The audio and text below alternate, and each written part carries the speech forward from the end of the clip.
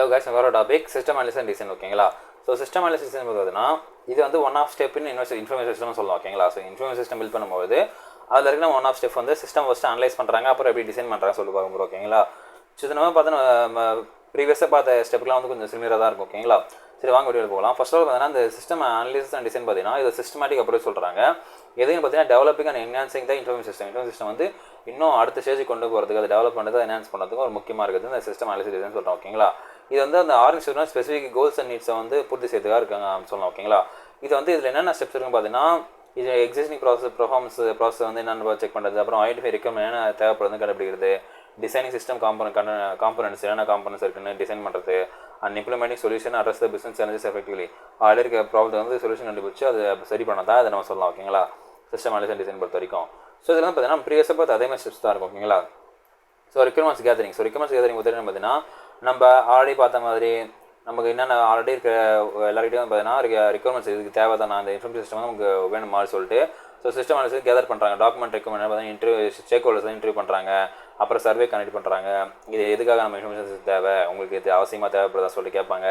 Analysing existing documentation, already இருக்க documentation வந்து analyse பண்ணுவாங்க. இது நமக்கு கரெக்டாக இருக்குது, எங்கெங்கெல்லாம் எஃபிஷியண்டாக இருக்குது, எங்கெல்லாம் வந்து நமக்கு கேப் இருக்குது, அதெல்லாம் சரி பண்ணணும் அப்படி சொல்லிட்டு பார்ப்பாங்க. அப்புறம் understanding the user needs and business objectives, யூசருக்கு எது தேவைப்படுது, அவங்க பிஸ்னஸ் ஆப்ஜெக்டிவ் ஒத்து போதா, அப்புறம் வந்து இந்த ஸ்கோப் வந்து ஆப்ஜெக்டிவ் நம்மளுடைய சிஸ்டமுக்கு பொருந்திருக்கா, நம்மளுடைய ஆர்கனைசேஷன் கரெக்டாக இருக்கான்னு சொல்லி செக் பண்ணுவாங்க. ஓகேங்களா? அதெல்லாம் பார்த்தீங்கன்னா அந்த ரிக்வயர்மெண்ட்ஸ் கேதரிங்கில் வரும். நெக்ஸ்ட் வந்து பார்த்தீங்கன்னா ஃபீஸபிலிட்டி ஸ்டடி. ஸோ ஃபீஸபிலிட்டி ஸ்டடினா ஜஸ்ட் சேம் லைக் தான் நம்ம வந்து அசஸ் பண்ண போகிறோம். ஓகேங்களா? ஸோ அனலிட்டிக்ஸ் அசஸ் பண்ண போகிறோம். Technical, economic and operation feasibility இருக்கான்னு சொல்லுவீங்களா, proposal solution determine the variability. ஓகேங்களா?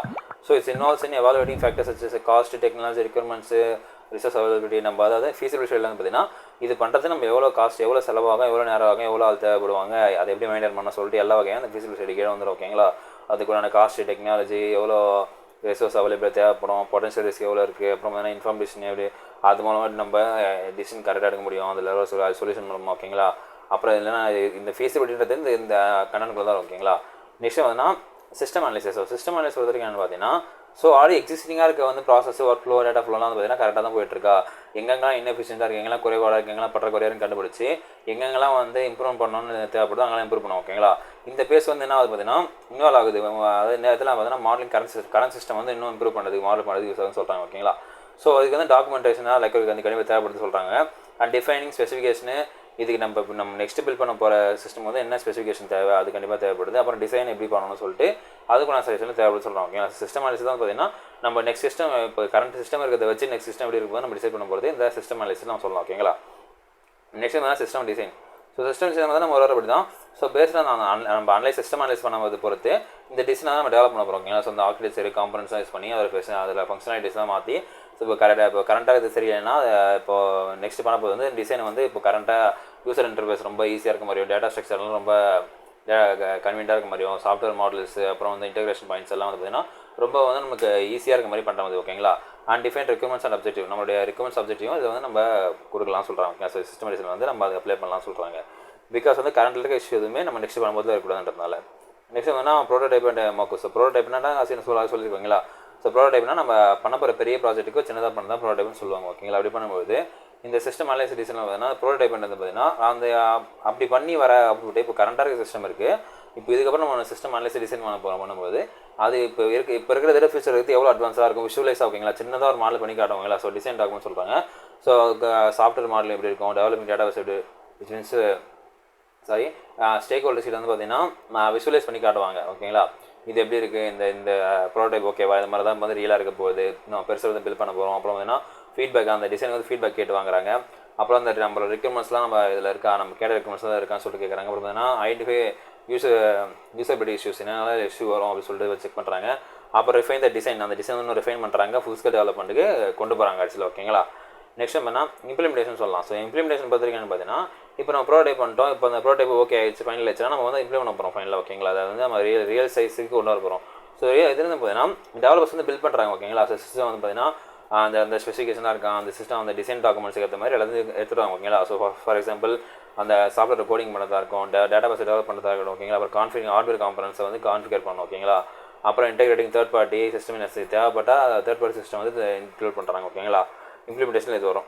நெக்ஸ்ட் வந்து டெஸ்டிங். ஸோ டெஸ்டிங் பொறுத்தவரைக்கும் பார்த்தீங்கன்னா நம்ம இம்ப்ளிமெண்ட் பண்ணுறோம், இப்போ டெஸ்ட் பண்ணுறோம். ஓகேங்களா? ஸோ டெஸ்டர்ஸ் என்ன பண்ணுறாங்க பார்த்தீங்கன்னா சிஸ்டம் வந்து கரெக்டாக ஒர்க் ஆகுதா, நம்ம சொன்ன சிச்சுவேஷன் தான் கரெக்டாக வந்திருக்கா, ஃபங்க்ஷன்லாம் கரெக்டாக ஒர்க் ஆகுதா ஓகேங்களா. அப்புறம் வந்து டிஃபெக்ட் எரர் இல்லாமல் இருக்கா, டெஸ்டிங் கரெக்டாக இருக்கான்னு சொல்லி செக் பண்ணுறது தான் டெஸ்டிங் சொல்லலாம் ஓகேங்களா. இந்த டெஸ்டிங் வந்து ஒரு டெஸ்டிங் பண்ண மாட்டாங்க, பல டெஸ்டிங் இருக்குது. அதில் ஒரு சில டெஸ்டிங் பார்த்தீங்கன்னா யூனிட் டெஸ்டிங், அப்புறம் integration testing, system testing, user acceptance ஓகேங்களா. ஸோ யூனிட் டெஸ்டிங்னா ஒரு தனி யூனிட் வந்து டெஸ்ட் பண்ணுறது, இன்டெகிரேஷன் டெஸ்டிங்னா மொத்தம் சேர்த்து டெஸ்ட் பண்ணுறது, சிஸ்டம் டெஸ்டிங்னா அந்த ஓவரால் சிஸ்டம் டெஸ்ட் பண்ணுறது, அப்புறம் யூசர் அக்செப்டன்ஸ் டெஸ்டிங்னா யூசர் வந்து அக்செப்ட் பண்ணுறாங்களா, அவங்க ஈஸியாக கரெக்ட் ஆகுதான்னு சொல்லி செக் பண்ணுற டெஸ்டிங் யூசர் அக்செப்டன்ஸ் டெஸ்டிங் நம்ம சொல்லலாம் ஓகேங்களா. நெக்ஸ்ட் வந்து டிப்ளாய்மெண்ட். ஸோ டிப்ளாய்மெண்ட்னா இப்போ ஒரு நேரம் பண்ணதை வந்து அவங்க இப்போ தான் செட் பண்ணுறாங்க, ரியல் டைமில் செட் பண்ணுறாங்க, எல்லோரும் யூஸ் பண்ணுறதுக்கு கொண்டு வராங்க. ஸோ இந்த டிப்ளாய்மெண்ட் பார்த்தீங்கன்னா ப்ரொடக்ஷன் என்வரான்மெண்ட்டில் எல்லாருக்கும் அவைலபிளாக யூஸ் பண்ணுற மாதிரி எண்ட் யூசர் யூஸ் பண்ணுற மாதிரி அவைல் பண்ணுறோம் ஓகேங்களா. ஸோ இதில் என்னென்ன ஸ்டெப்ஸ் இருக்குது பார்த்தீங்கன்னா involving software and configure and hardware configuration ஓகேங்களா.